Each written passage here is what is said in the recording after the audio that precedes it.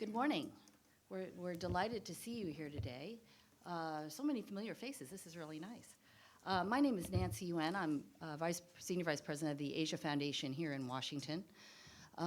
We are delighted today to be able to host a panel to talk about advanced middle-income countries in the Indo-Pacific. The Asia Foundation, as many of you know, is a nonprofit organization, development organization based in Asia, where regional organizations do not work globally.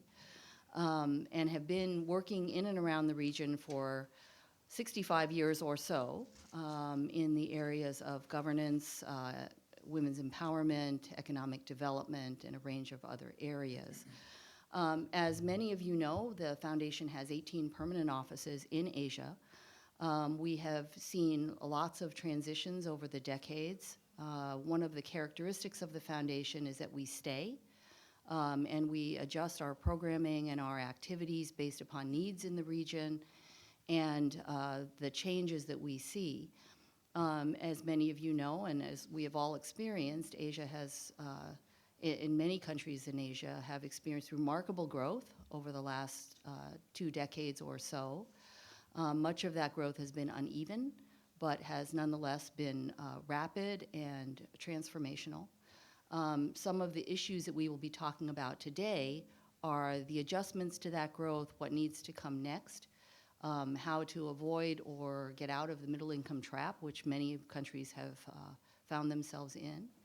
We'll also be talking a little bit about political will and the issues that are critically important to countries as they transition.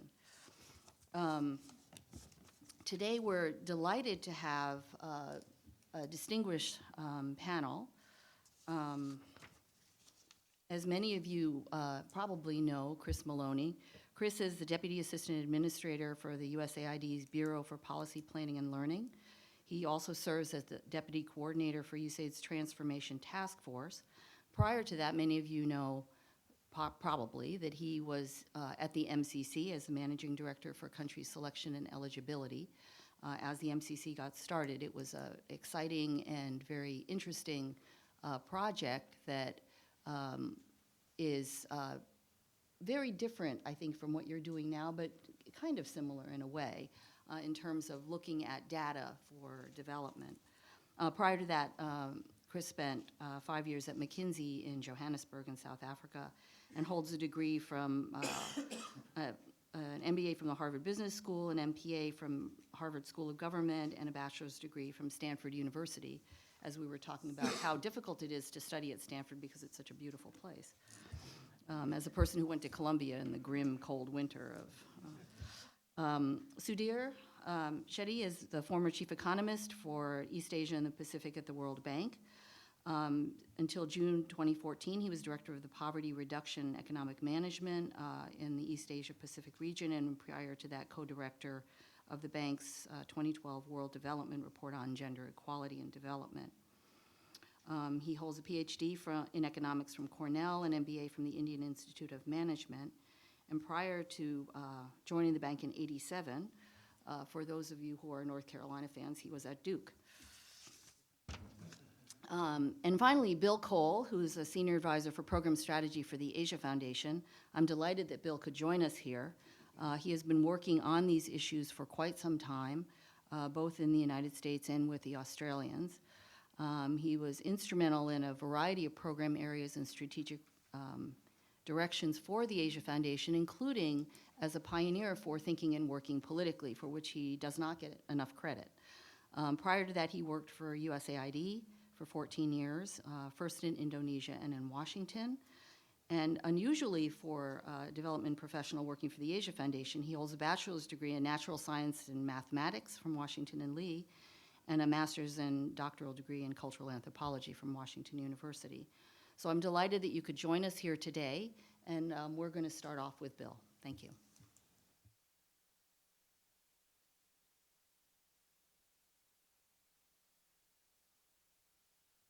Nancy's, and I'm certainly honored to have a chance to discuss this road ahead for more advanced middle-income countries with a very distinguished couple of panelists.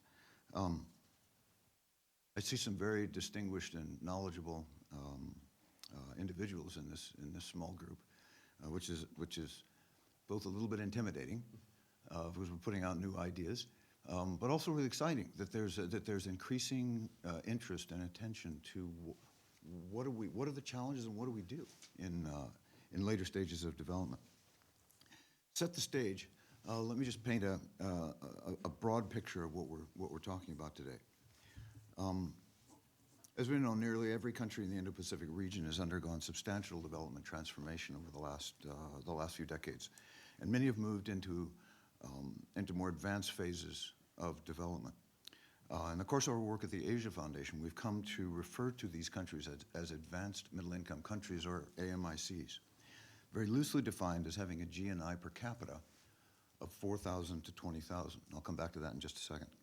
4 countries in their regions have already reached AMIC status: China, Malaysia, Thailand, Fiji, and Maldives.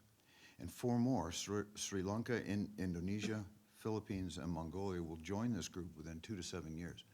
Vietnam is further behind, but will be an AMIC probably in about a decade. All of these countries are currently experiencing robust growth and relative political stability. They look like they're on a pretty good trajectory. Yet global evidence suggests that in later stages of development, a combination of lingering first-generation constraints and new economic, political, and social challenges specific to more advanced developing contexts inevitably arise. Many of the policy and institutional compromises and interleague arrangements made in earlier stages, things that created the conditions for favorable growth in those earlier stages, may in later stages become the primary constraint to progress.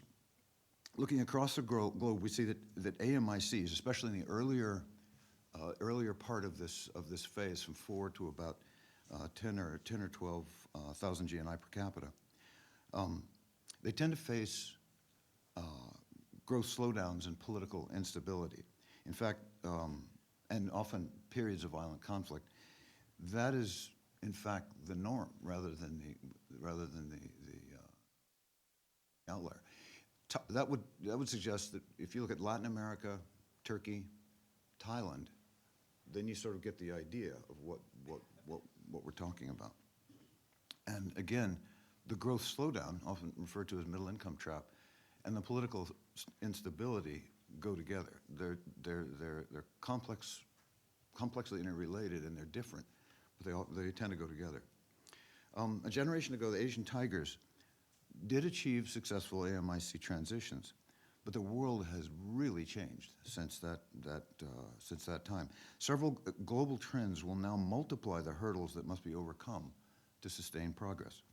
Changing global economy, rapidly advancing automation, aging populations, the impacts of increasing impacts of climate change, and uncertainties around the rise of China will all make the transition a lot harder for countries like Indonesia and Malaysia, a lot harder than it was for Korea and Taiwan and Singapore. International efforts to assist AMICs. It's still needed and it's still wanted by these countries, but it can't take the same form as earlier aid. To reach this level of development, AMIC countries have overcome many of the institutional and policy constraints that international assistance was initially designed to help overcome. That international assistance, all these countries have immense national budgets. They have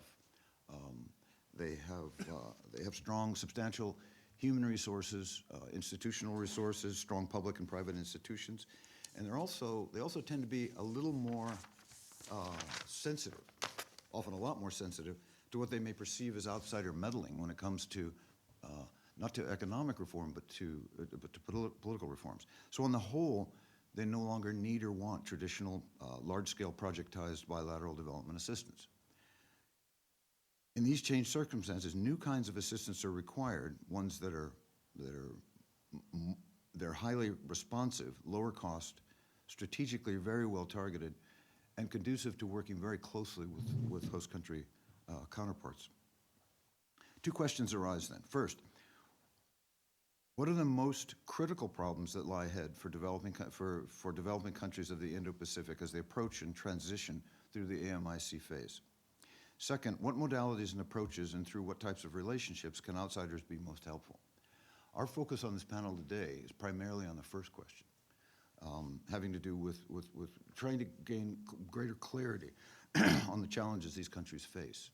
But I hope we can get to the second part in the latter part of the discussion, beginning to think a little bit more about how we can be helpful, how outsiders can be helpful in those domestic dynamics. Quick note on definitions. Let's see. Many of you will not have heard this AMIC term. The World Bank uses UMIC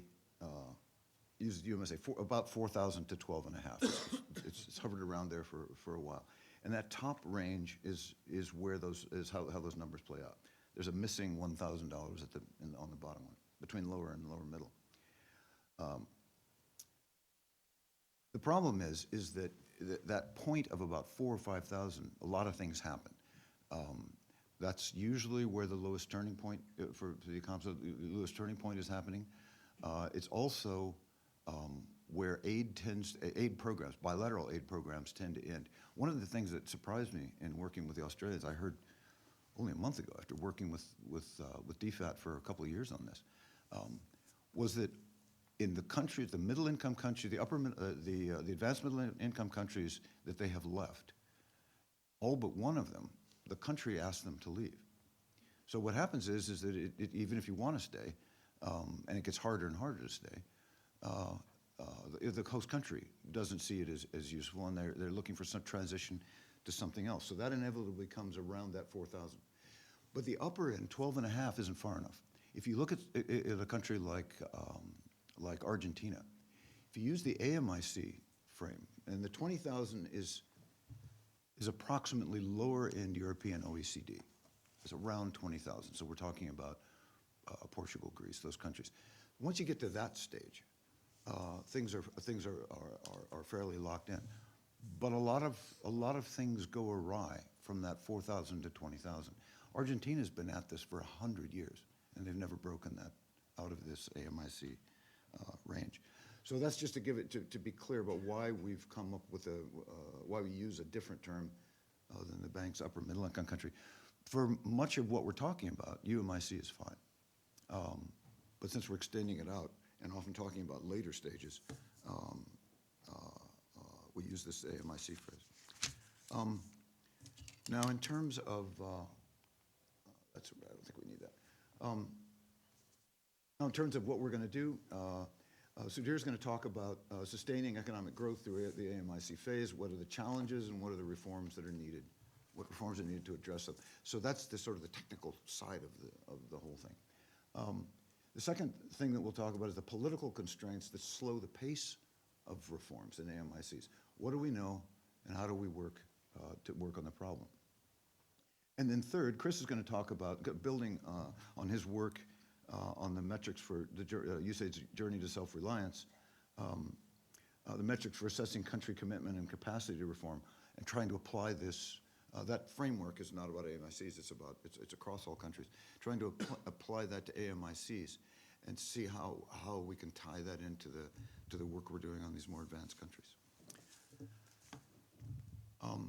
What we're going to do is we're going to hold, I think Nancy, I think you mentioned this, that we're going to hold the questions and comments, I hope more comments than questions, to the end, and we'll start by just going through these quick presentations.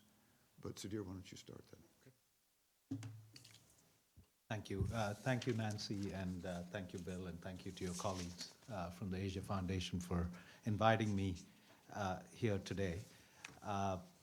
So what I'm going to do mostly today is summarize the findings of a recent piece that we completed at the World Bank called A Resurgent East Asia. So immediately you'll see that it's a little bit even more selective than what Bill's coverage was, in the sense that since I used to be chief economist for the World Bank for East Asia, I was not allowed to talk about South Asia. And for us, the dividing line is Myanmar on the one side, and so I'm not allowed to talk about India or Pakistan or Sri Lanka. So I'll focus really on East Asia. But I think many of the points that Bill highlighted in what he said, I think are well illustrated in East Asia. The second thing I would say is that this study focused really on all middle-income countries. So, because one of my frustrations as I was chief economist of East Asia at the bank was with the ever-recurring theme of the middle-income trap. I personally liked the Economist headline a few years ago that called it the middle-income clap trap, but you know, and with no, I know Homey still believes in it along with his co-author when they coined the term, but you know, but I think the problem with the middle-income trap is that it became everything and nothing at the same time, which means you were able to attribute any issue or any problem or any solution to the middle-income trap. So what we tried to do, and my co-author Andy Mason is here. He's fortunate enough, unlike me, to be still at the World Bank, along with some of my other colleagues who contributed to the study. But one of the things we wanted to try to do, was to see if we could put some meat, if you will, on the bones of some aspects of the middle-income trap. And so, in particular, and that's one of the things I'd highlight, is we tried to be selective in this piece. We didn't try to cover every aspect of what is talked about as the middle-income trap. Rather, we decided to focus on a couple of key aspects where we thought it might be important to drill down, and in particular to relate those to how both the world is changing as well as how these countries themselves are changing. So I was trying to buy a little time as the PowerPoint was loading, but maybe I'll just continue and we'll get the PowerPoint up in a second. I think the first thing we do in the report is highlight just how successful East Asia has been. Now, I think it's important to do that before looking ahead to the problems this region might have in going beyond middle income. And you know, and all of us, I think, thank you, know what those successes are. The fact that this has been, for a long time, the fastest growing region in the world, that as a result of that, regional GDP has tripled over the last quarter century. You've had tremendous progress in terms of poverty reduction. You've gone from a region where over a half the population could be thought of as being extremely poor to a region in which over 2/3 now are either economically secure or middle class. You've had tremendous progress on many aspects of development. That said, and this comes back to the title of the report, of the study, which is A Resurgent East Asia. And we did get some flack from colleagues about that, who said, how can you talk about resurgence when this region includes China, when it includes arguably some of the most successful developing countries in the world, and it continues to grow at over 6% a year? And our point was that the resurgence of developing East Asia, and here I want to be very clear, we're talking about the developing countries of East Asia, the 10 countries that make up, that are still all middle-income countries, ranging from Myanmar at one extreme to Malaysia at the other. And I'll highlight in just a second a couple of the aspects in which regard the resurgence is not yet complete. But secondly, the point we wanted to make is that the world is changing. Now, Bill alluded to this. There are changes in terms of the world economy. There are changes in terms of technological progress. And finally, the implication of this, the main point we want to highlight, and that we think we elaborate on in this report successfully, is that despite the success that East Asia has had in development, the countries in this region are going to have to change their development models if they're to succeed in these changing times. And so what I'll do, since Bill is going to focus on some of the political aspects, is I'll focus on a couple of the aspects related to the growth model and how that might need to evolve. So why do I say resurgence is still a work in progress? Well, first, think of Indonesia. As Bill said, it's almost, by his definition, an advanced middle-income country at the lower end of that range that he mentioned, and yet its per capita income is about 1/10 of the average of high-income economies globally. Second, think of productivity. If you look at what the labor productivity level of Korea was when it moved from middle to high income in 2001, it was about 2.5 times higher than labor productivity levels today in China. And finally, if you think of levels of human capital, Chile, when it became a high-income country in 2011, had a human capital level that was almost 1/5 higher than that of Thailand, another country that's quite securely in the advanced middle-income country range that Bill mentioned. So what are these changing times? And in this report, and again, in an attempt to be selective, we don't try to cover the waterfront. We don't cover climate change, important as that is for this region. What we do is we focus on 3 things. One, the fact that like much of the rest of the world, you're seeing slowing productivity growth. So the engine of growth in these economies is slowing. Second, you're seeing signs that inclusion is at risk, that key element of the East Asian model, the inclusiveness of growth is at risk. And finally, there are rising demands on state institutions. Now, as I said, I'm not going to talk very much on the last one because Bill's going to focus on that, but we can come back to that in the discussion. Now, these challenges, the first 2 of these challenges, are exacerbated by changes in the global economy. Slowing productivity growth. The engine for growth in this region, this is the most outward-oriented of regions in the world. Its growth has been underpinned by a reliance on openness. And yet what we see is slowing of global trade growth, particularly in goods. So if you look at this picture, and if you look at the black line there, this one, that's what's happening to global growth of trade and goods. And you see that it plummets at the global financial crisis, recovers nicely, but then flattens out.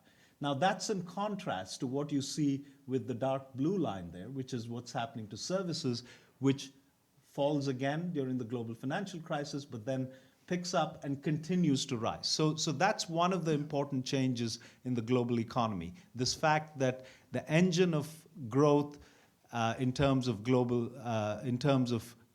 goods trade is slowing, whereas that in terms of services trade is continuing to rise. However, in this region, again, as I said, a region whose success is tied to openness to trade, we see an interesting contrast. And if you look at those blue dots, those are the developing East Asian countries. And if you see how open they are in terms of openness to goods trade as well as openness to services trade, this is work by my colleague Aditya Matu and others at the World Bank. And you see that whereas the region does very well in terms of being relatively open compared to the rest of the world on goods, it's not so open in terms of services. In fact, most of the countries in this region, these blue dots, are relatively closed. Their restrictiveness to services trade is extremely high and remains high. So the problem they have is that in a global economy in which global trade is slowing in goods and continuing to be robust in services, these countries have a set of policies that actually is restrictive with regard to the most open part of or the most promising part of global trade. Turning now to the second big change that we highlight in the report is changes in technology. And yes, it is true, as we all know, that technological change is accelerating. And throughout this region, in these middle-income countries in the region, one hears about how they should be making the transition to the next industrial revolution, to industry 4.0. However, when you look at the details of how they're positioned in terms of policies with regard to innovation, what you see is an obsession with research and development, but not so much of an obsession with some of the underpinnings of successful innovation.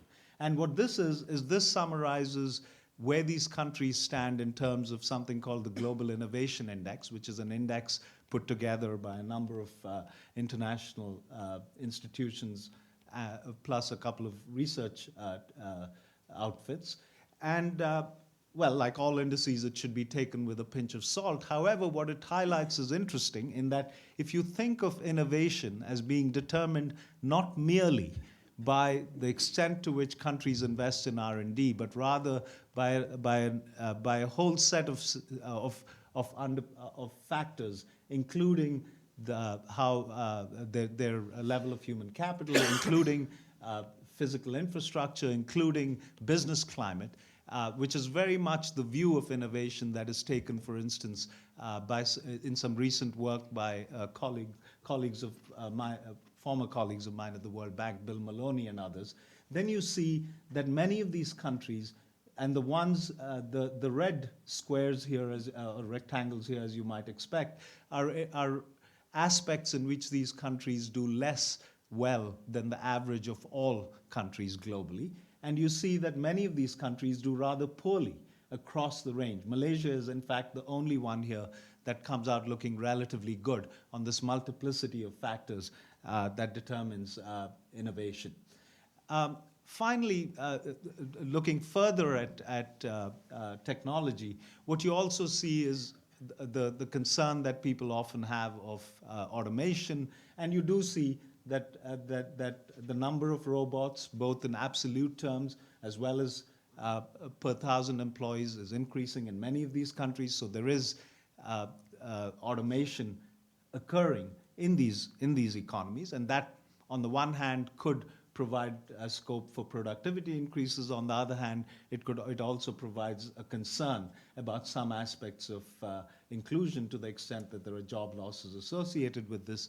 But as we document in the report, the bigger concern is less that there is large-scale automation underway. The bigger concern is really about the nature of skills that this new economy will require in many of these in these countries. And this is perpetuated, particularly the aspect of inclusion that this pertains to is perpetuated when you look at how internet access, if you think of it, internet access can be thought of as one of the foundational aspects of access to these new technologies. And yet, if you break down across these countries how internet access varies by where you are in the welfare distribution, you see what you generally see in many other parts of the world, which is the people at the lowest end, the bottom 20 to 40% of the income distribution, have much less access to the internet than do the people at the top, and that has obvious implications for inclusion. Similarly, if you also think about the skills, the need for more advanced skills as conditioning access to this new economy, and you look at how learning outcomes vary across the welfare distribution, you see the same pattern, which is even in countries such as Vietnam or China, where on average, and the learning outcomes here are measured by PSIA scores, where on average learning outcomes are good, they tend to be much worse amongst people at the bottom end of the income distribution than they are at the top. But then even more worrisome, if you look at Indonesia and Malaysia there, even the averages tend to be pretty lousy given their income levels. And that certainly is a threat given some of these technological forces at play in terms of how the world is changing. Finally, two aspects regarding public expenditures and public revenues. One is you see that East Asia, despite its great success in terms of reducing poverty, it did this on the basis of relatively limited amounts of public spending on education, on health, on social protection, you see how developing East Asia stands out relative not only to advanced economies, but also to developing economies in other parts of the world, particularly those two middle-income regions, Europe and Central Asia and Latin America. And you see the same thing here on the revenue side, to the extent that making the transition from middle income to upper income is also going to require greater commitments of public resources. Most of these countries are starting out from relatively poor positions. It's going to be very hard, for instance, for an Indonesia, which raises about little over 10 or 12% of GDP, to be financing many of those additional needs that are associated with the transition to high income. And you can again see just how strikingly developing East Asia stands out in terms of its, the rest of its middle income counterparts. So with that, then let me just quickly outline some directions for policy. These are explored further and explained further in the study. And I'm going to focus again just on the aspects that relate particularly to growth and inclusion, leaving aside the implications for state institutions, unless I disagree violently later with anything that Bill says about that, which is possible, but may not happen. So very quickly, what we do in the report is we highlight 5 buckets of areas that countries will need to focus on as they make, as they try to make this transition to beyond middle income to high income. And the important thing is, within each of these, we highlight what we call traditional policy priorities, areas that these countries are already focusing on. But we also then highlight some new policy priorities, things that we think are more important given the changes in the world and given the changes within these countries that have occurred or are occurring, given where they are in terms of being middle income. And so let me just highlight this with respect to the first 3 very quickly. Boosting economic competitiveness. Now, what we call foundational policies here are things that we think many of these countries are doing already. They're already trying to improve their business climate. We see this every year in the run-up to the World Bank's doing business indicators. There's a rush to identify reforms that they've put in place to try to move up those rankings. And we think those make sense. They make sense because they actually strengthen the foundation for growth. One can argue with the precise way in which doing business is defined, but one can still make the point that those are important things for growth. And as I mentioned before, given some of what we know about what determines the effectiveness of innovation, the business climate is important for that as well. So improving the business climate, improving regulation, those are important foundational policies. Similarly, one of the great successes of this region has been the fact that they've avoided a second Asian financial crisis. There hasn't been a repeat of 1997. Now, we often forget that, but every time Bill mentions Argentina or someone mentions, well, let's not mention a few other countries, but there are countries out there,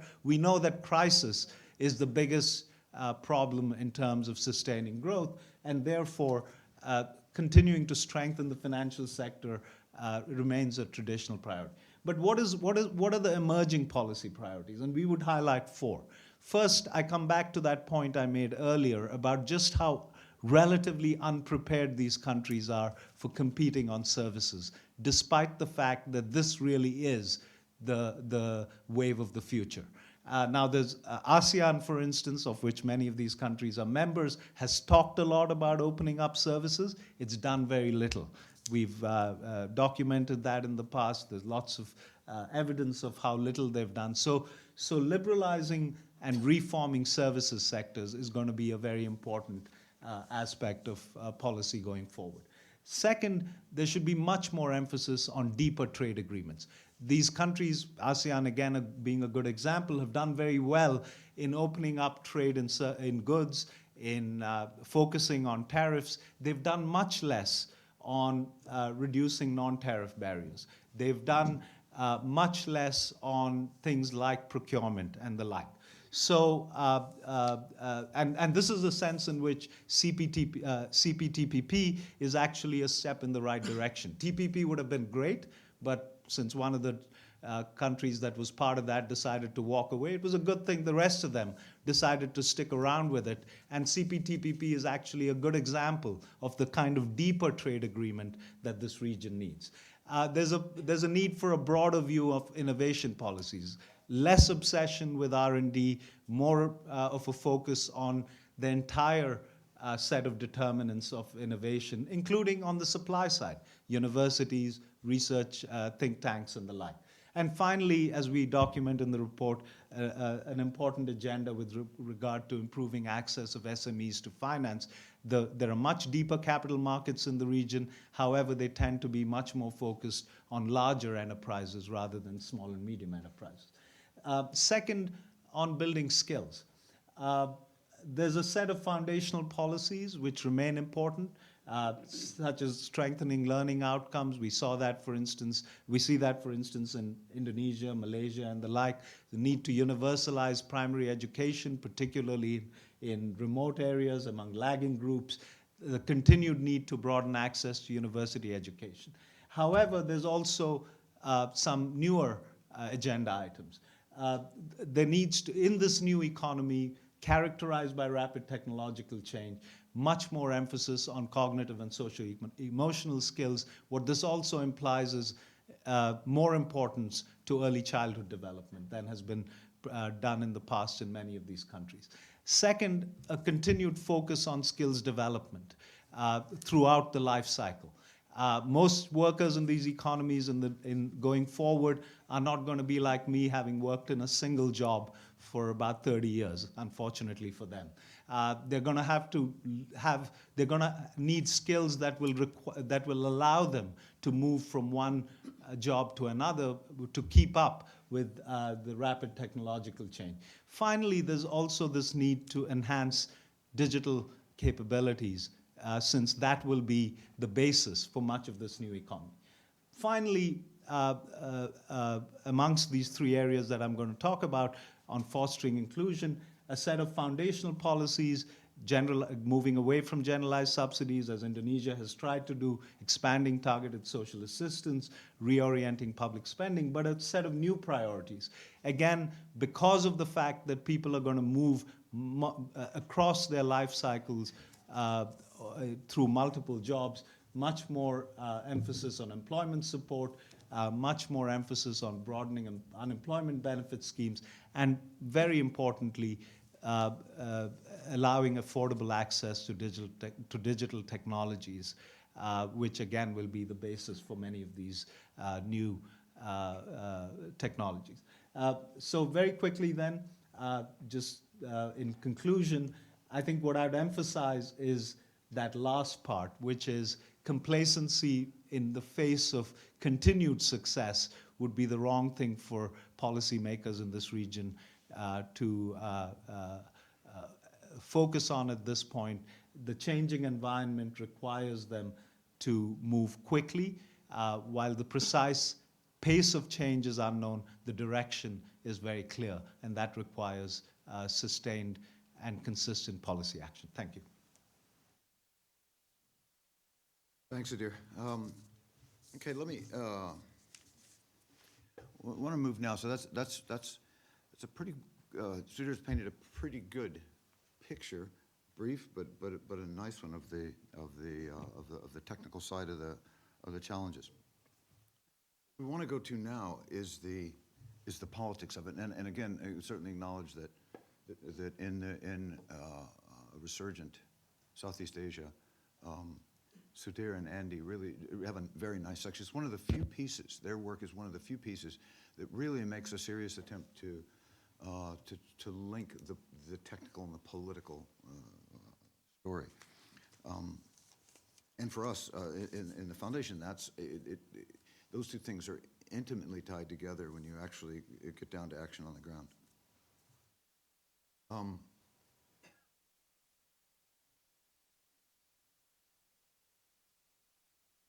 Now, the story here that I'm going to briefly run through is in stark contrast to what Sudhir just laid out, where we know a great deal. It's years of solid work and a wide array of very smart people working on these issues. On the political side, we're very much in the early stages of this.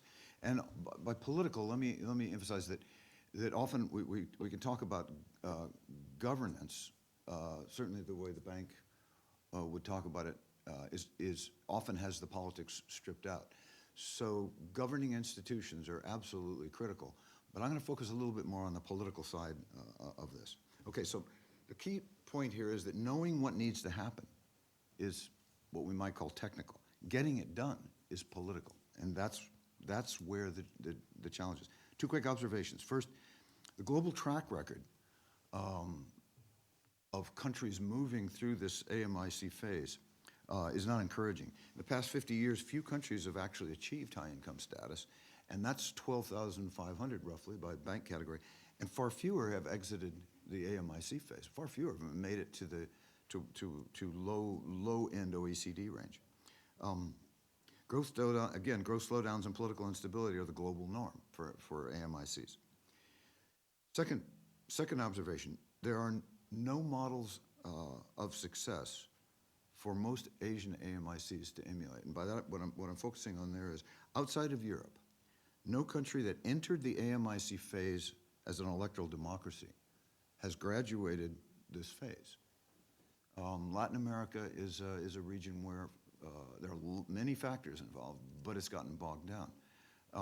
So as these countries, if you look to the politics around reform, you can't really look to Singapore or Taiwan or Korea, because those countries all, for a significant part of this phase, they were single-party authoritarian regimes that ran in a very different way.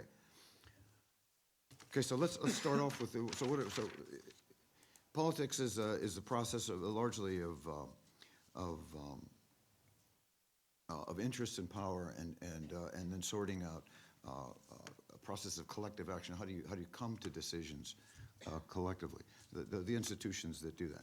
So first, what are the fault lines?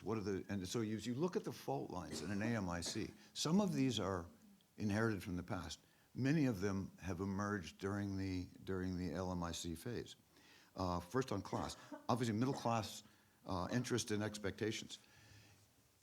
As we know, in these countries, middle class often benchmark their expectations, not against each other or the past. They benchmark their expectations against the developed country middle classes. Diverging capital and labor interests. In the earlier stages of development, you don't have a lot of a divide there.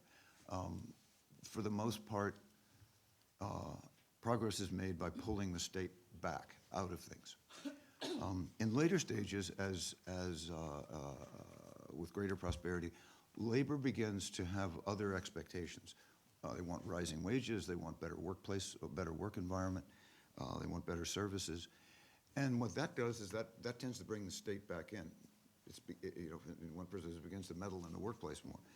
And that drives interest of capital and interest of labor apart.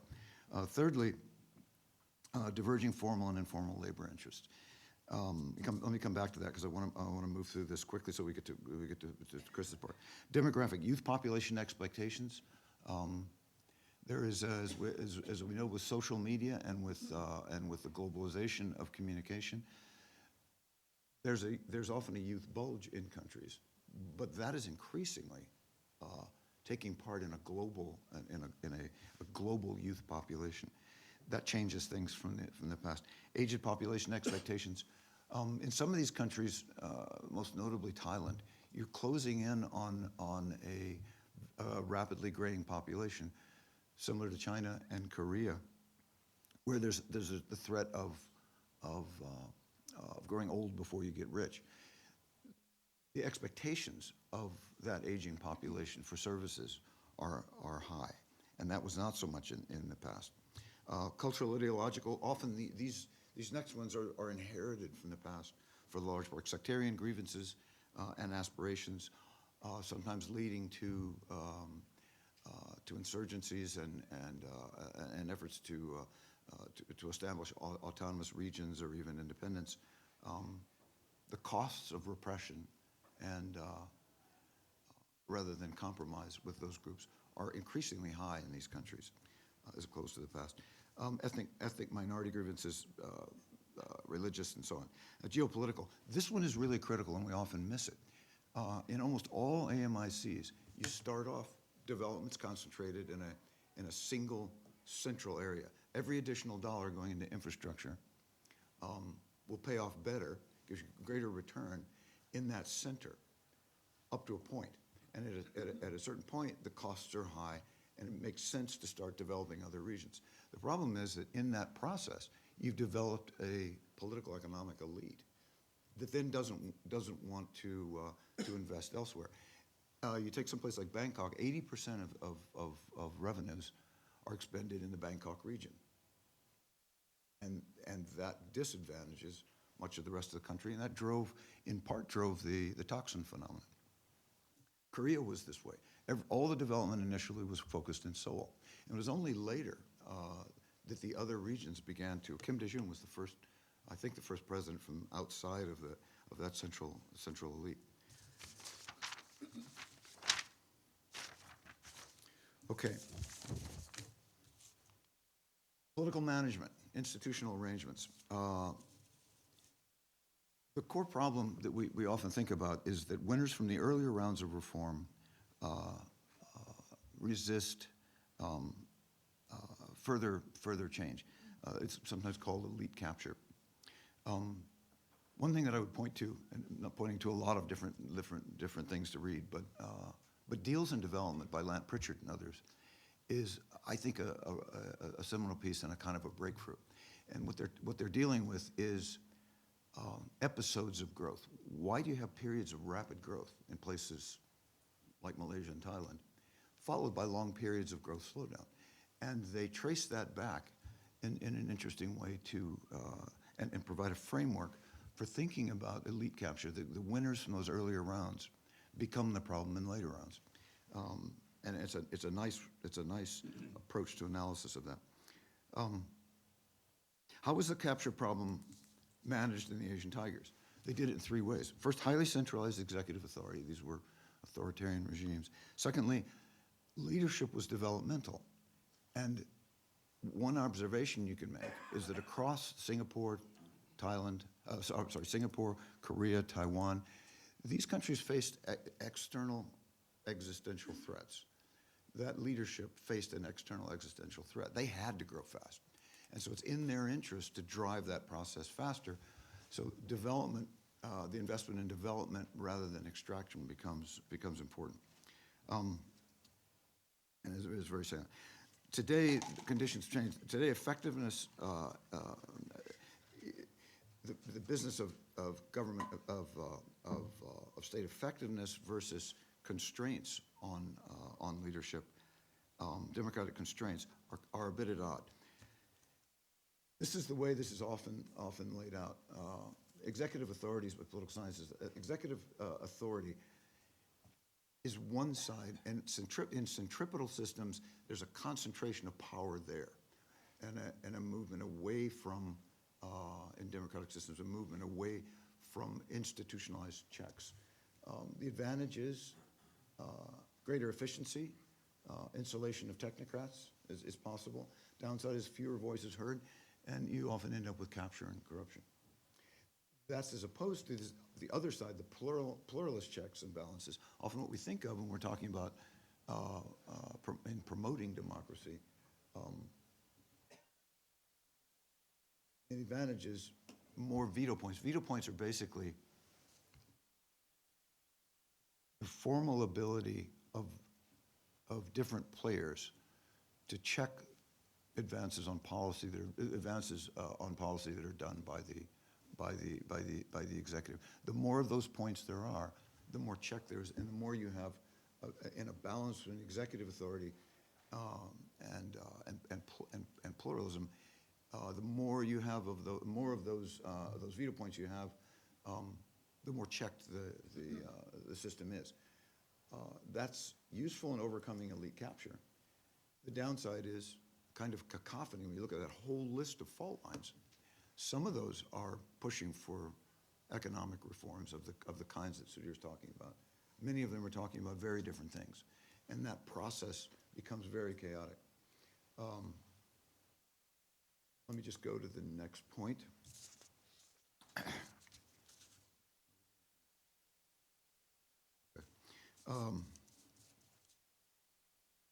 All right, let me not say a lot about this. I wanted to say one example.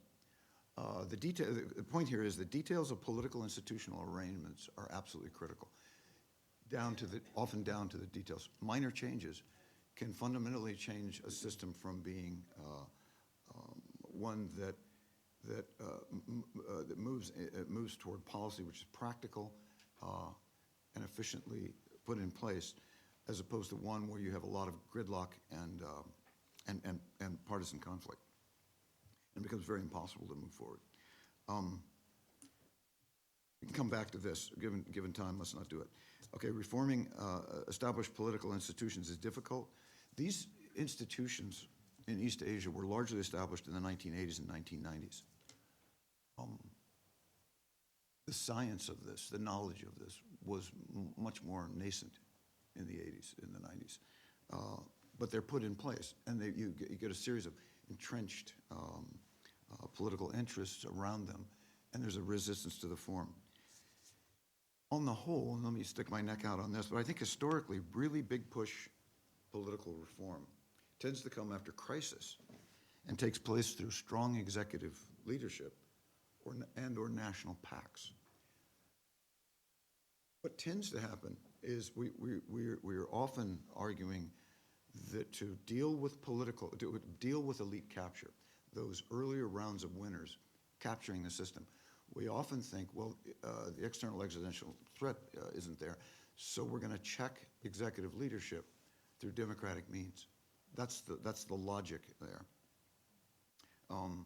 But in fact, if you look across these, I think for the most part, where you see big push change, it tends to happen where executive leadership, hopefully constitutionally based, but sometimes extra constitutionally, or occasionally in through national paths. Okay. Last point, last couple of points. External support for political reform. Supporting political reform is much more difficult in AMICs, and that's the critical message. Absolutely critical, but it's very difficult. There's a high sensitivity to donor countries preaching and meddling. They're very limited because the bilateral programs have graduated, and then the World Bank, ADB, and other the IFIs tend to leave a little later, but still in the early stages of this. So there's very little. There's little in the way of resources, and there's a need to work in much closer partnership. The donor can't dictate and doesn't have the leverage with the funding to dictate anything. So it's being much more responsive. Tentatively, there are three, this is a rough thing, comes from our experience at the foundation. There are roughly three options for supporting reform in AMICs, political reform in AMICs. First, system level reform. Redoing the Constitution or the electoral system, usually a lot of resistance. And again, that tends to happen in moments of crisis with a lot of executive intervention. The second is building institutional islands of reform. And you can do things like improving the performance of, the policy performance of parliamentary committees. There would be dozens of those kinds of things. And the last thing is really to concentrate on a kind of getting to yes with interests around very specific policy areas, very specific institutions. So what next? I think, again, this business of the politics of reform, we're really in the earlier stages of figuring this out. So one of the things that's really needed is much more extensive political, economic, and political institutional research and dialogue on these issues, and that needs to happen. That needs to happen quickly. One of the things, I guess I can mention this, Eddie. Eddie Molesky is one of the best people thinking about this kind of, and that's who Sudhir and Andy drew on for their report. But there aren't many Eddie Moleskys around. There are not many people who are thinking about these links.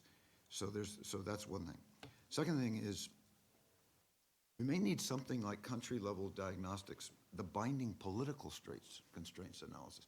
And we're working on this with the Asia Foundation is working on this with DFAT right now. But it's not clear what that looks like. It's very different from it's similar to the Hausman-Roderick economic constraints, binding economic constraints analysis, growth analysis. But it's different, and it hasn't really been done. We're not talking about level of democracy. We're talking about movement toward the kinds of things that matter most for advancing the reforms that Sudhir's talking about.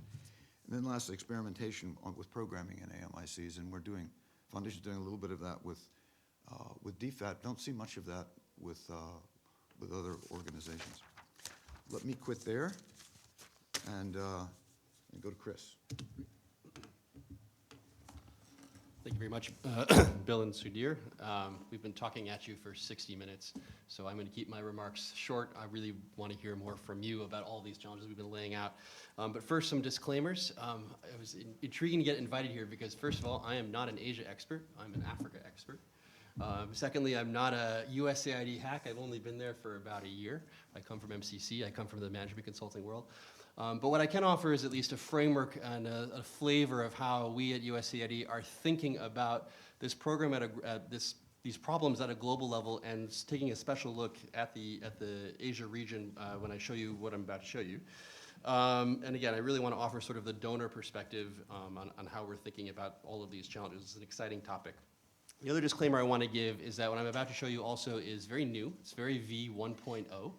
This whole journey to self-reliance concept, and I'm going to explain what that highfalutin term means in a second. So, take it all with a grain of salt. We're looking forward to your feedback. This is an evolving concept that we're working on at AID. So, I am not allowed to start any presentation until I give this slide. It's extremely important. For those of you who've seen me speak before, you know this. But at AID, everything we are focused on since Administrator Green came in about a year and a half ago is this mantra of ending the need for foreign assistance. Everything that we do at AID, we need to ask ourselves this important question. Is what we are doing bringing the country closer to the day when foreign assistance is no longer necessary in that country?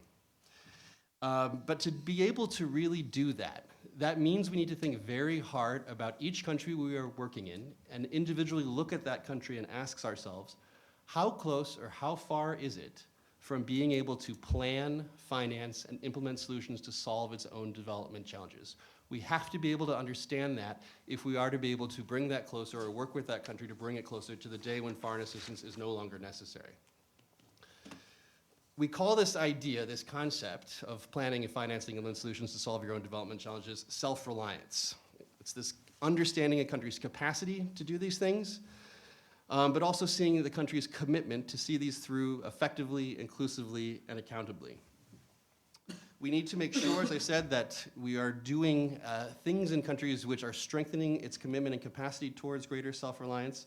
But I also want to flag that we recognize that for many of our partner countries, this is a very long journey. It's decades away. But for other countries, many of which we were talking about today, the moment is actually a lot closer. And so being able to calibrate and be nimble and looking at where a country sits on this journey to self-reliance, as we call it, which basically is a fancy way of saying the development spectrum, is really, really important. So what determines self-reliance? We've had a working group thinking about this question for a little over a year. And we basically think upon it along two dimensions, and I'm going to come back to this a little bit later in the presentation. But we think about this in two ways. The first is we need to understand in each of our partner countries what we call its level of commitment. If you're familiar with the MCC and the MCC scorecards, it's a lot of those types of issues. What are the choices a country is making? Its policy choices, its commitment to inclusive development, the economic policy choices.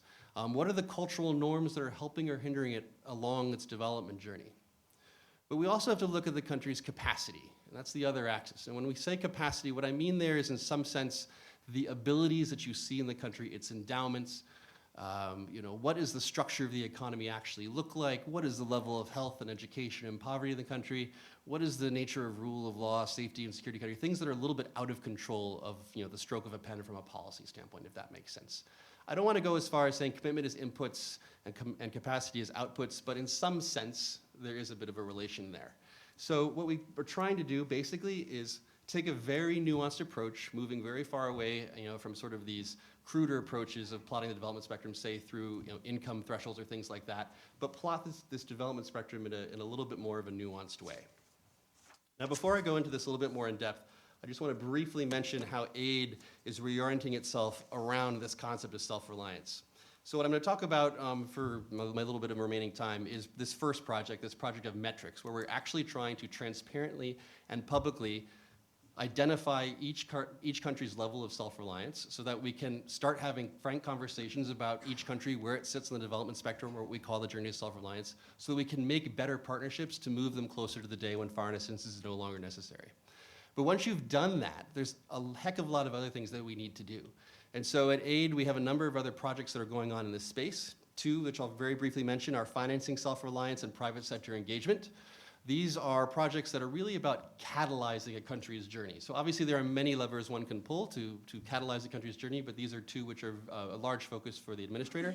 Financing self-reliance is about helping countries to better marshal and manage its resources, its domestic resources mobilization, but also all of the other pieces that need to come with that. So capital markets development, public financial management, transparency and accountability. How do we create more focused and holistic solutions on the financing self-reliance space so that our countries can actually finance their development journey? The other side of that coin is private sector engagement. For those of you who have been following AID closely, we launched our private sector engagement policy in early December. This really is a call to action inside our building about how do we start thinking differently when we attack a development problem to make sure that we are always considering whether or not there is a private sector solution that we can bring to bear. If not, why not? If yes, what can we do to help make that happen? Another piece of work that we have going on is redefining the relationship. These are looking at all of the tools and incentives that we have for ourselves and for our host countries to make sure that we are both laser focused on this idea of self-reliance. So looking at things like cost sharing, policy reform commitments, non-project-based assistance. What are all the tools that we can do to get our incentives aligned both amongst ourselves, but then also with our host countries so that we all are working towards this day where foreign assistance is no longer necessary. And finally, and one that's quite salient for today's conversation, is this concept of strategic transitions. So what happens when we have a partner country that actually is showing advanced levels of self-reliance using our metrics and through all these things, hopefully, that we've done? This does not mean exit. This does not mean graduation at all. Frankly, it's simply saying when we have a country that's showing a relatively advanced ability to manage its development journey, how should our partnership change? Does grant assistance make sense? Should we be thinking about other types of tools and mechanisms? Should we be thinking about other parts of the US government playing a bigger role versus USAID?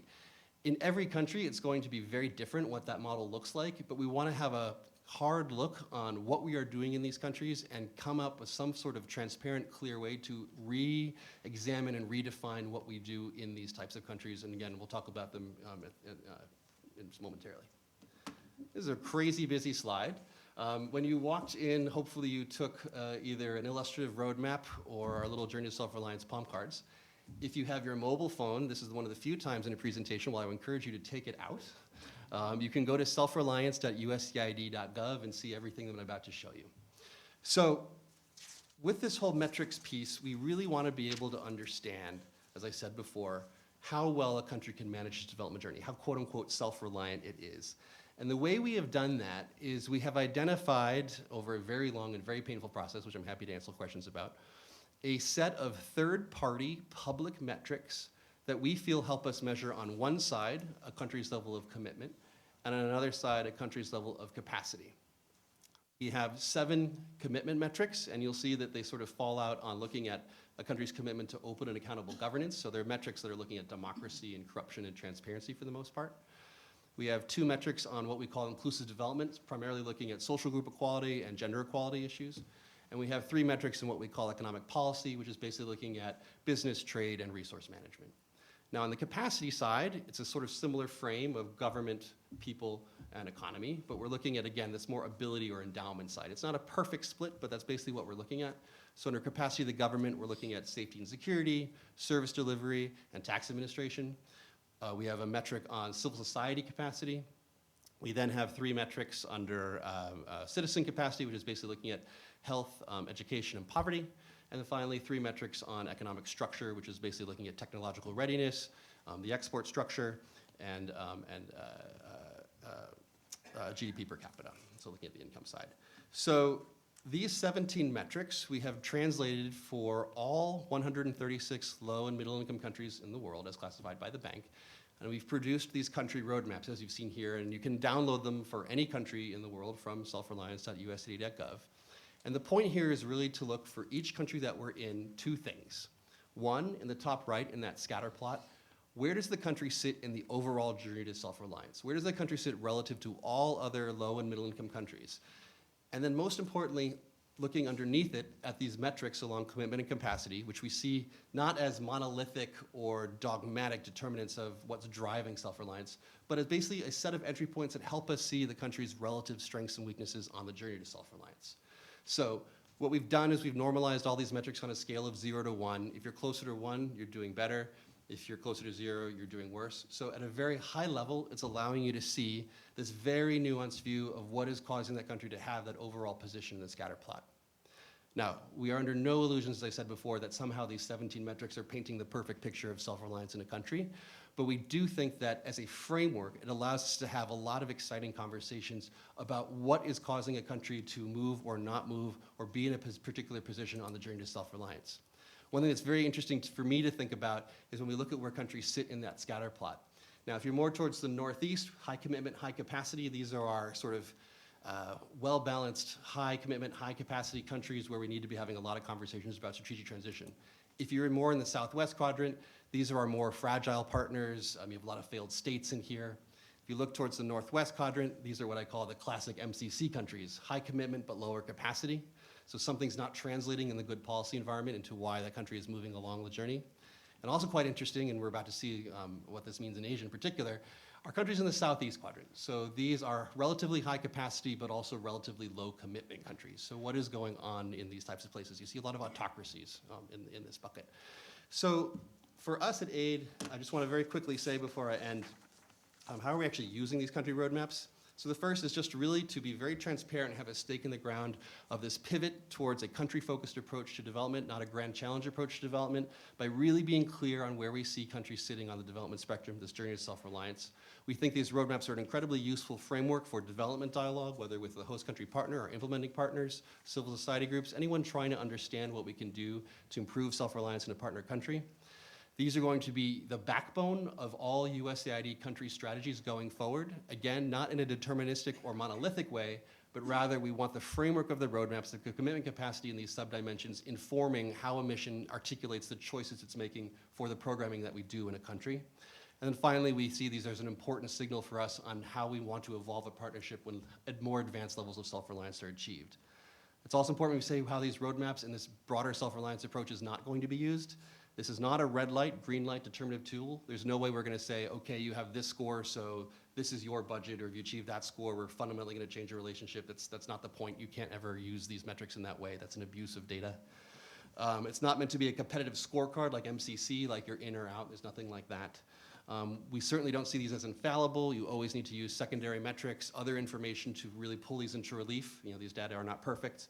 And we also don't see these as the types of metrics that we would hold ourselves accountable to from a programming standpoint. They're far too high level. But we do think that as countries move along a journey from year to year, it's quite important. This is my last slide.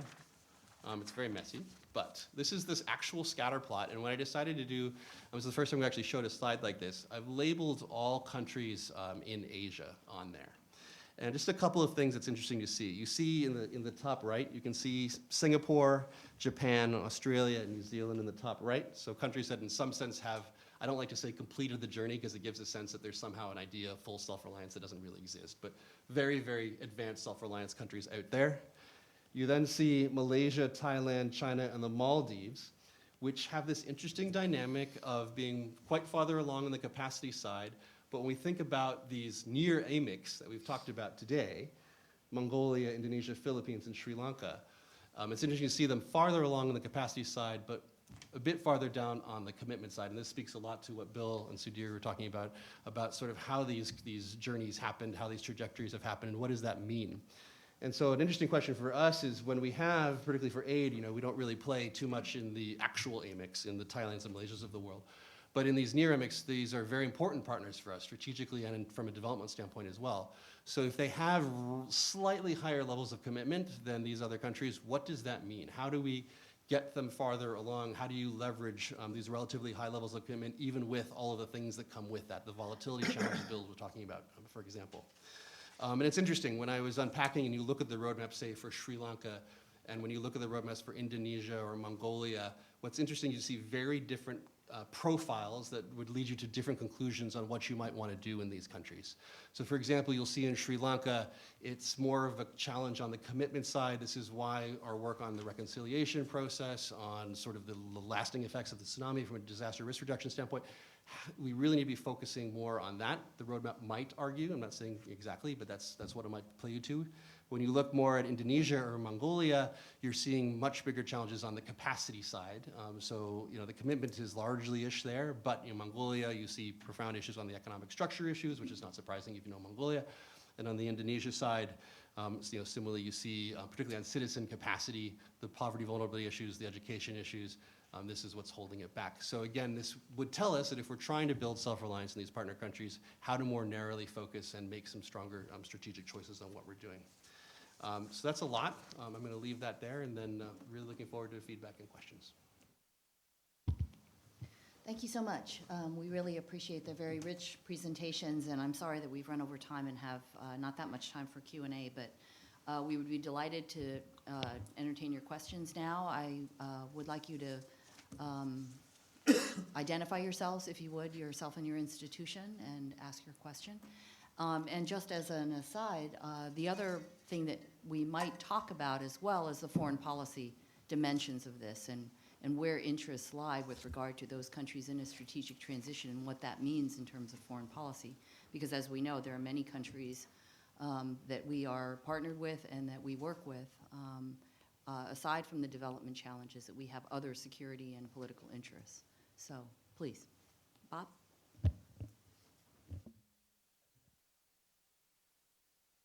We are taping this, so broadcasting. I'm Bob Blake, former U.S. diplomat, former U.S. ambassador to Indonesia, and now with McClarty Associates.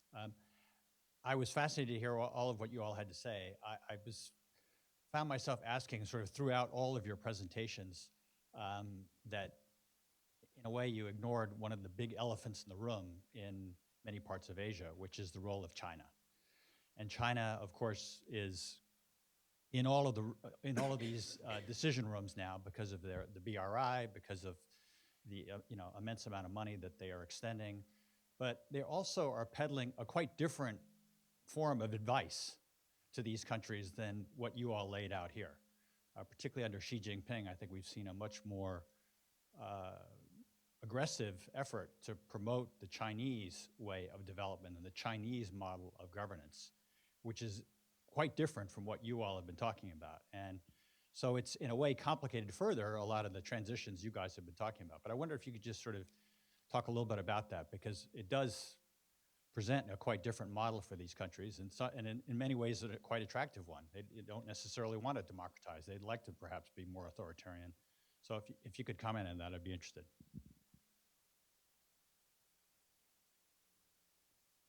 Okay.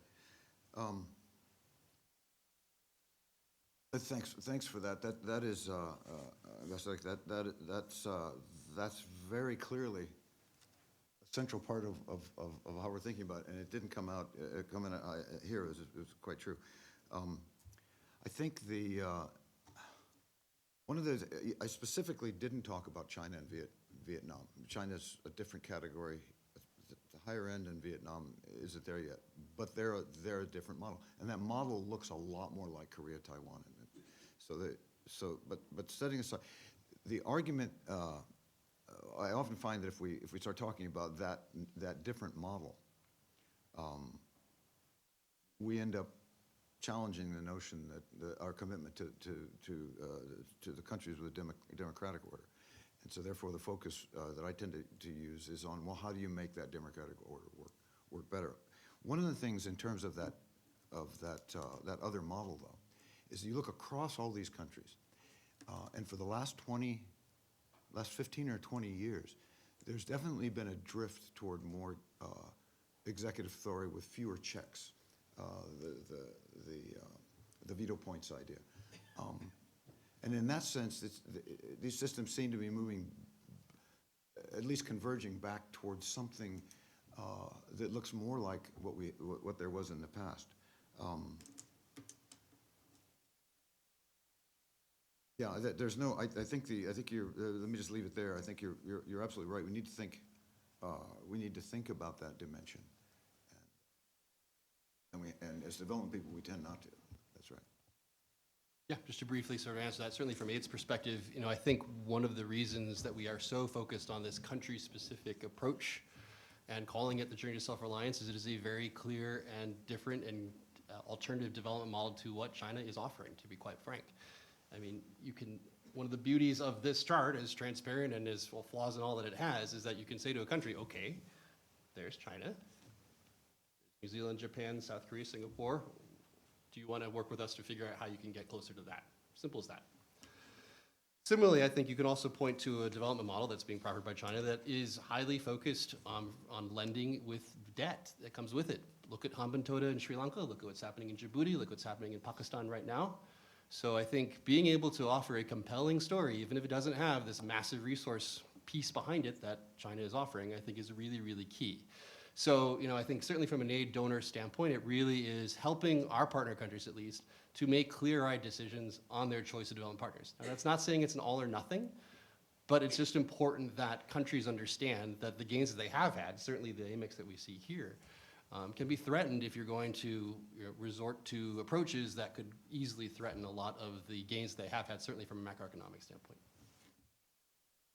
Yeah, just very quickly, I think it's an excellent point, and this was not a report about China. I mean, China, in a sense, was part of what we were talking about. But one of our struggles was that China was clearly qualitatively and quantitatively different than the other 9 countries, right?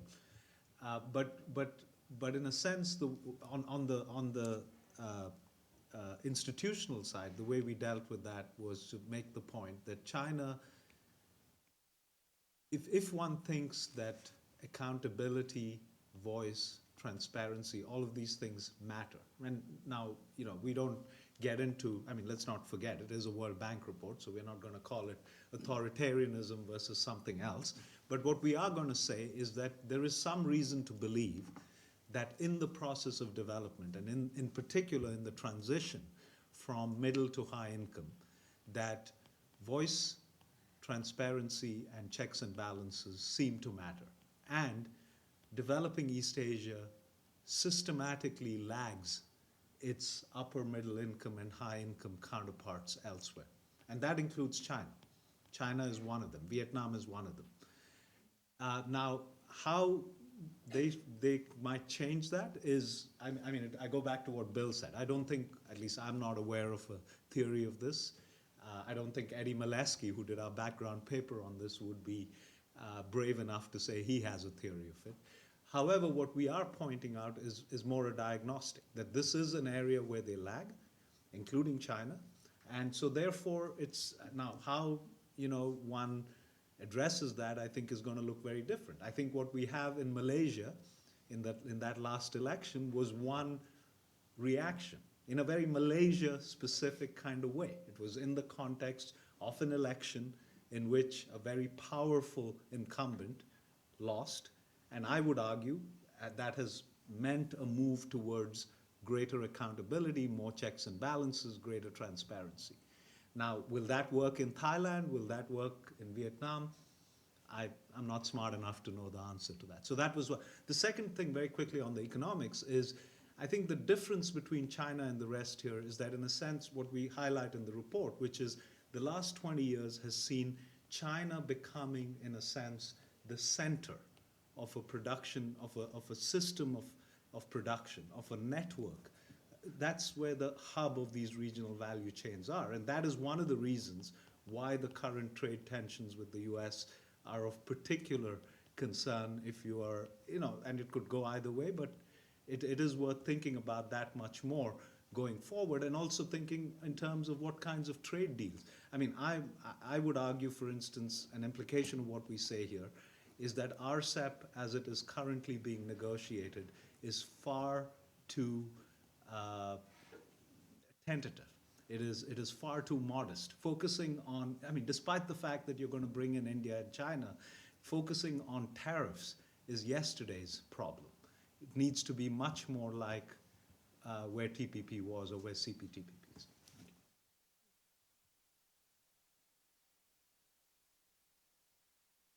Thanks. Good morning. Thanks to the panelists. Perhaps pulling the thread that the ambassador just mentioned, Chris, I'd like to direct this to you. When you talk about the journey to self-reliance, obviously we also need to look at it in the context of the Indo-Pacific strategy. And as you mentioned, right, one could extrapolate that requires a different approach from an interagency perspective, right? It's really the 3Ds now that we're talking about, which begins to look like a 3D chessboard in a way. So could you comment a little bit about how you see those two strategies coming together, and also how you see the interagency process evolving to address it in both a short and long-term way? Sure. Thank you. Questions, or answer them one at a time? A very meaty and important question. So, I would say this is as a theory of change for aid is still very new. We only launched the journey of self-reliance, inside the building over the summer. But I would say is that as a framework for understanding not just how the US government might think about the 3Ds, this is the development D in that equation. It has, you will notice those metrics, there's nothing in there on security or strategic value or things like that. So what's been exciting is that particularly through the National Security Council and other bodies that are bringing us together to talk to our counterparts at state and DoD and elsewhere, this is the thing that aid can bring to the table to help us understand the unique dynamics in each partner country, how it's reflected strategically, whether it's in the Indo-Pacific strategy or Prosper Africa, whatever it might be. And that allows us to have a language from the development side. And what's interesting then is to sort of then overlay that, whatever frameworks are coming out from the diplomatic side or from the defense side as well, and sort of see what are the trade-offs that you might have. So, you might argue, for example, that less assistance might be needed to a more advanced self-reliance country, but we need to then understand, well, what are the trade-offs that could be for that country as a partner from a diplomatic standpoint, a defense standpoint, and so that potentially could negate what this would argue, but you then at least are understanding that trade-off. It also then allows for richer conversations, say, with our Treasury counterparts or others on different modalities beyond pure grant assistance. And that, I think, is also really key. So again, at the end of the day, it's a tool, it's helping us talk a lot more clearly with that third D in the interagency. Given the interest of time, we'll take a few questions. Tom? Thank you. I'm Tom Reckford with the Malaysia America Society. Speakers have mentioned Malaysia several times. I'd like to raise the issues that Bill Cole raised about the sectarian divisions. And one of the interesting things about Malaysia is that the driving force in the economy comes from the ethnic Chinese part of Malaysia, and yet the Malays control the government.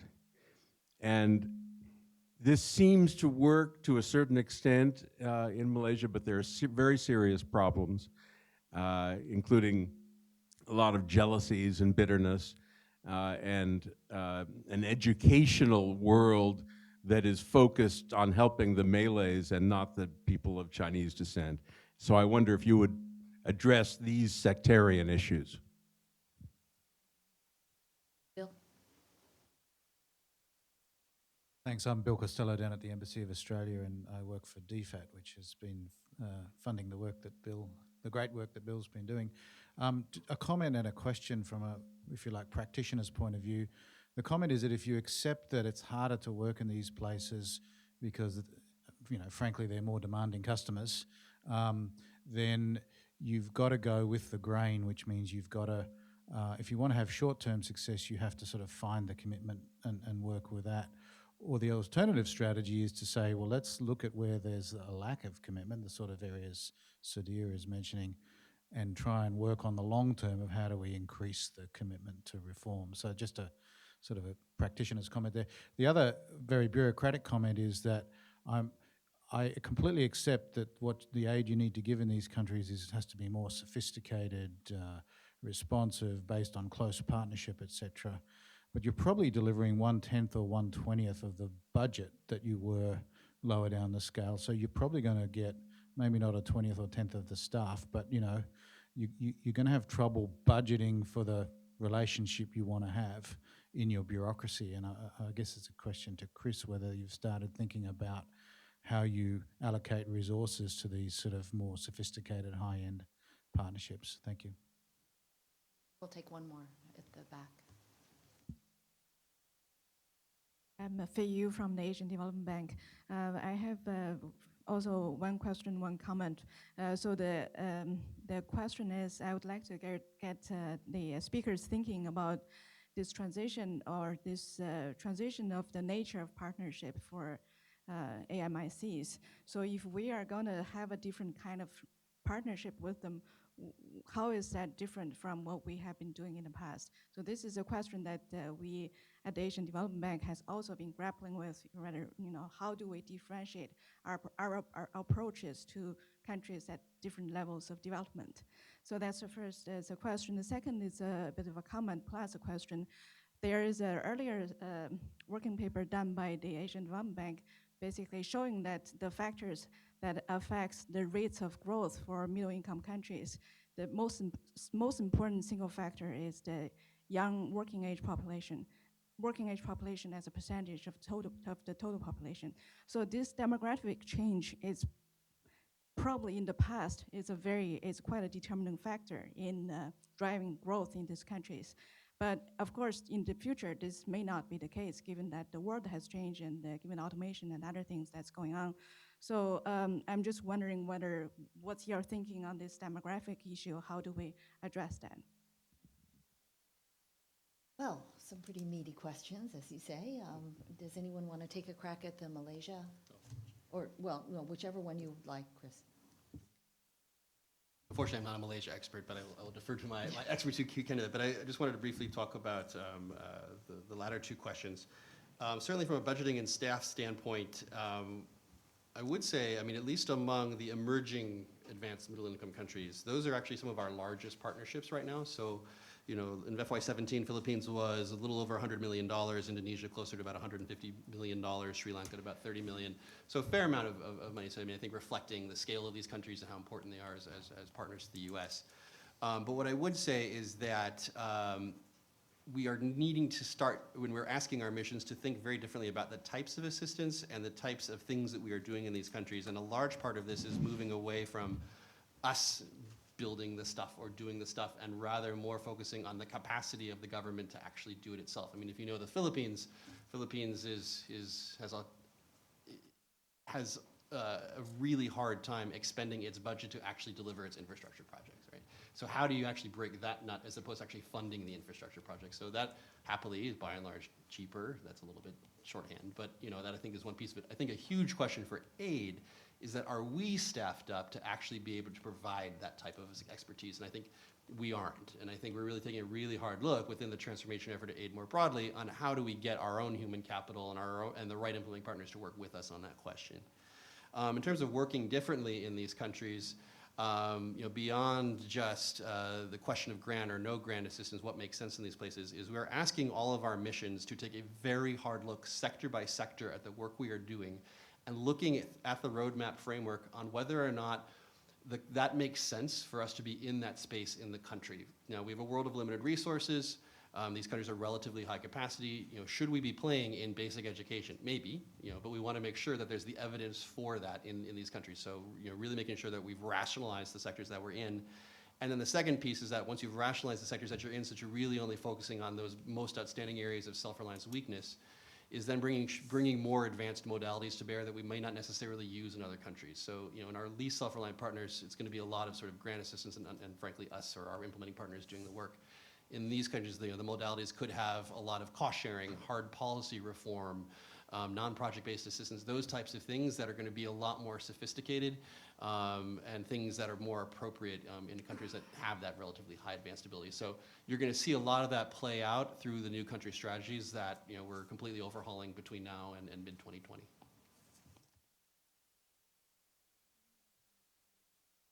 Yeah, a couple of things on Malaysia. The Malaysia is in many dimensions of this is really fascinating, and this Malay versus Chinese dimension is, I mean, that was part of the National Pact after the riots at the beginning, and that has served the Chinese side. And it's also served Malays. You get a lot more range of wealth among Malays. What's interesting, one of the interesting things for me, is the extent to which the discourse has moved from a kind of Malay ethnicity to Islam, and the insistence that we need an Islamic Malaysia, and that goes back to the fact that the Indians and the Chinese are very few of them are Muslims, and most Malays are. So the discourse is shifting. It also goes, you know, the thing that I was saying before about, the reason why I put all those fault lines up there, a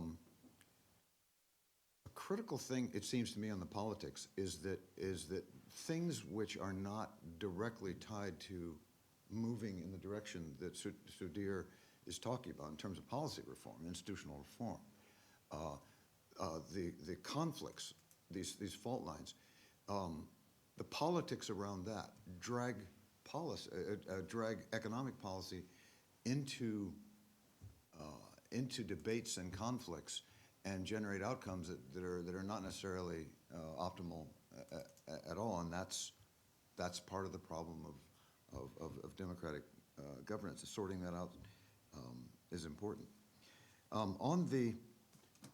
Just to go back to Bill Smith, I think and several have mentioned that this business of what does a post-aid partnership look like? Because we're talking about, at these growth rates, we're talking about something that's going to last from 4,000 to 20. We're talking about relationships between Australia and Malaysia that will go on, or Australia and Indonesia, that will go on, it'll take 50 or 60 years, or 40 and 60 years at these growth rates before they have caught up. And so we're talking about a very long-term set of partnerships. And the nature of those are going to look really different if you're talking about the ADB, the World Bank, or DFAT. And just on DFAT, and I'm glad you mentioned that, it just point to sort of watch this space. The Australians have really gotten into this story over the last couple of years. They're thinking a lot about what those partnerships look like. I don't know how much of that is sort of publicly, I don't know how much others understand how far DFAT is going with that, both in the commitments and the exploration. But it's interesting. I do think they're doing well. And then you said some of the things that Chris is talking about point in that direction as well. The whole idea of what did you call it, Chris? The strategic shift? Strategic transition. Yeah, strategic transition is exactly that. It's not money. So you're looking for influence, but you haven't got anything like leverage that you had before. And as you go into the AMIC phase, two critical things on the broader story beyond development. First is, can't push in the way that you could when they were less developed. It's a partnership. And secondly, you have to tie these larger foreign affairs issues into that relationship. And that's not confusing or disturbing to these countries. So you've got DFAT, which is now combined, the old AusAid and foreign policy DFAT, is in some ways the perfect instrument. If they can get it right, that's going to be good for 30 years. Just three quick points. One is on the partnership going forward, and Bill, your point about, how do you sort of, in countries that have greater ability and willingness to push back, how do you go with the grain? I would argue, and this is, I think, a struggle that, as our colleague from the ADB said, it's a struggle for the multilaterals as well. And what I would say is, it really is about, it's not so much about the money. Yes, some of these countries need more resources. If you're Indonesia or the Philippines and you're raising 10 to 14% of GDP in revenues and you have huge infrastructure needs, yeah, other than if you can't get a lot of it from the private sector, you still need public resources and you still need transfers. But they're not, at the same time, these are not low-income countries. The relationship is different. So I would argue it's much more about convincing them that we as multilaterals or you as bilaterals or whoever have something to offer about what is to be done and how it's to be done. And that's going to require, I think, as Chris said, raising our game as well. It's no longer about trotting out whatever the latest bit of the latest mantra was. It's about they want to know, okay, so we want to raise another 5 percentage points in GDP and revenues. How do we do it? What is actually involved here? Now, I think for us at the bank, an effective instrument has been these reimbursable advisory services. This ability to sort of to provide them analytical work that's much more demand-driven. It's not about some guy sitting or some gal sitting in an office on 1818 8th Street saying, I think this is the most important problem Indonesia faces today. It's rather about saying, what is your problem and how can we help you here? What can we, is it helpful for you to know what Chile did? Is it helpful for you to know what Argentina didn't do or whatever else? So that's one. And there I think, the point we make in the report is also that I think there's a much more important role for multilateral action. I think, my own sense is that ASEAN, for instance, has underachieved.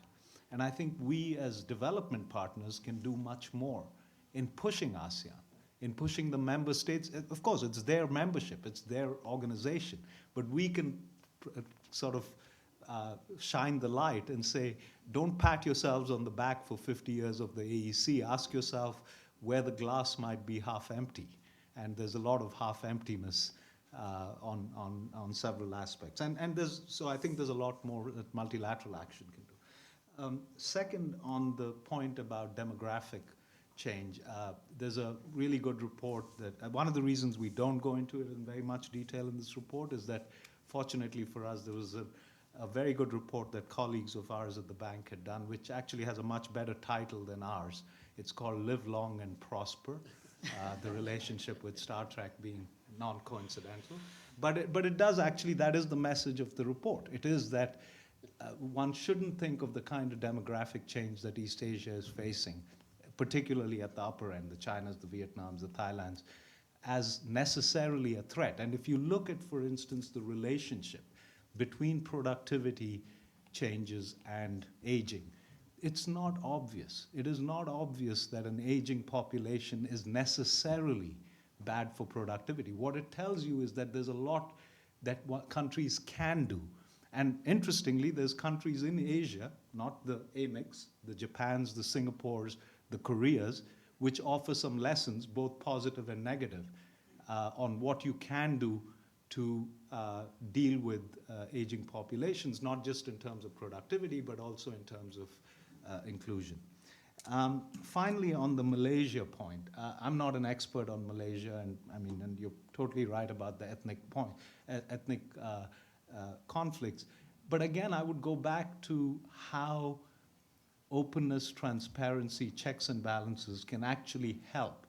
To me, one of the big issues in a country like Malaysia is that a lot of the costs of the kinds of reservations they've had have been hidden because they've not been publicized. There's been an unwillingness. And to me, one of the most interesting things is Mahathir, the architect of many of those policies, is now actually willing to open a discussion. Now, I don't know how far he's willing to go. I don't know how far he can go. But he's at least willing to now open a discussion, because at least some of my sense of from the analysis is at least some of the reason for those lousy PISA scores in Malaysia is relatable to some of those reservation policy. So that's a discussion that, if it's had, despite its difficulty, despite the challenges, is a good thing in moving towards a better set of policies going forward. Thanks. Well, it's taken him a long time to get there. I think when you turn 90, you change the way you think about things, and aging is... Another positive thing about Yes. aging. Well, and aging is better than the alternative. So thank you so much for joining us today and for your patience in going a little bit over time. We want to thank our panelists for a deep and rich discussion, and we hope we'll see you again at another Asia Foundation event. Thank you.